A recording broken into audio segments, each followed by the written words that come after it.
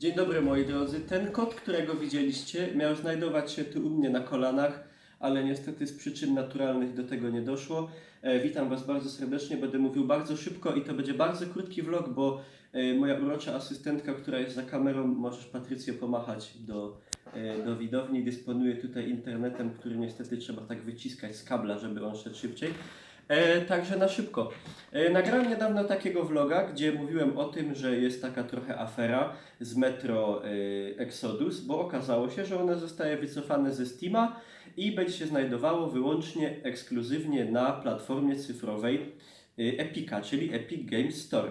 I tam były bardzo różne komentarze, niektórzy byli za, niektórzy byli przeciw, niektórzy zarzucali mi to, że ja gdzieś propsuję monopol, a to jest nic dobrego, pomimo że żadnego propsowania monopolu tam nie było. Mało tego, nawet w tym filmie potępiałem monopol i mówiłem, że nie jest to nic dobrego, ale jak widać, nie jestem jedynym niezadowolonym z tej sytuacji, bo po ogłoszeniu tego, że Metro znika ze Steama i przenosi się na Epic Games Store'a, reakcja graczy była taka, że zaczęli oni masowo minusować wszystkie poprzednie części Metra, które znajdują się na Steamie i oprócz tego bardzo negatywnie reagować na wszystkie gry, które będą się w przyszłości pojawiały właśnie na tej platformie.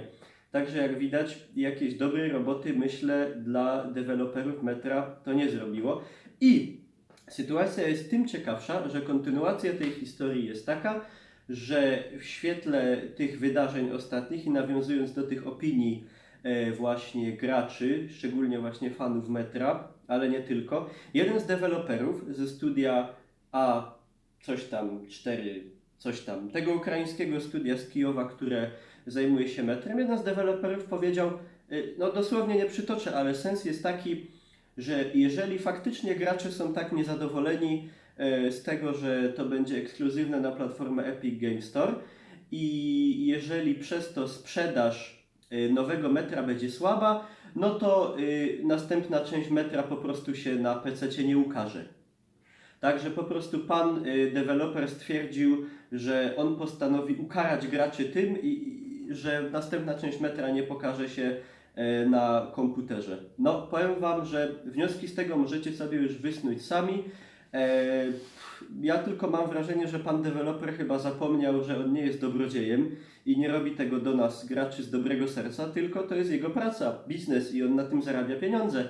Także, że tak powiem, kąsanie ręki, która go karmi, i to jest bardzo dobra metafora w tym momencie, to jest najgorsze, co można zrobić, szczególnie nie będąc jakimś studiem, które słynie z setek jakichś tak zwanych IP, czyli marek, tytułów znanych na cały świat, tylko jest się znanym praktycznie wyłącznie z Metra, które póki co było lubiane i cenione, ale jak widać to się zmienia i taka wypowiedź tego pana na pewno tej grze nie pomoże, a wręcz przeciwnie, bardzo, bardzo zaszkodzi, bo już się pojawiają takie głosy i na pewno tak będzie, że wiecie, gracze są tacy, że potrafią bardzo zareagować żywiołowo na to, co mówi twórca gry, czy ktoś z nią związany.